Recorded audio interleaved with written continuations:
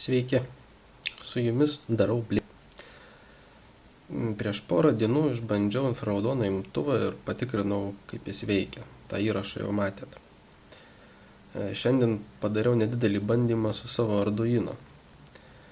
Internete yra pakankamai daug visokių infraraudonų imtuvų valdymo bibliotekų, tai man daug programuoti nereikėjo, vieną biblioteką tiesiog pridėjau prie savo kodo.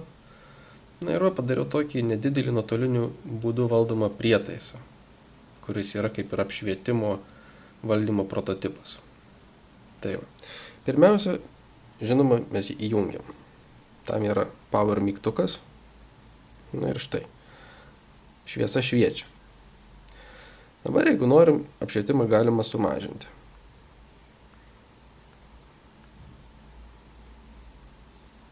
Ir vėl padidinti.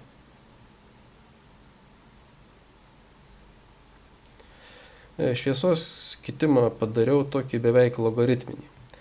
Jeigu mažintume intensyvumą vienodais žingsniukais, tai pokytis būtų prastai matomas. Iš pradžių atrodo, kad šviesos srautas mažėja labai nežymiai, o paskui vyksta didelis šuolis. Dėl to geriau naudoti logaritminį perėjimą.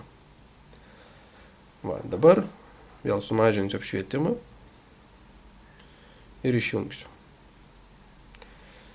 Ir vėl jungsiu. Čia tokia maža gudrybė, kad išjungus apšvietimą išsaugomas paskutinis intensyvumas.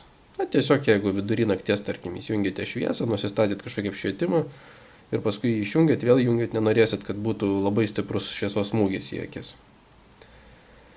Iš viso galima apšvietimo įjungimo ir išjungimo mygtuko net nenaudoti, galima būtų naudoti vien tik tai šitos reguliavimo mygtukus aukštyn ir žemyn.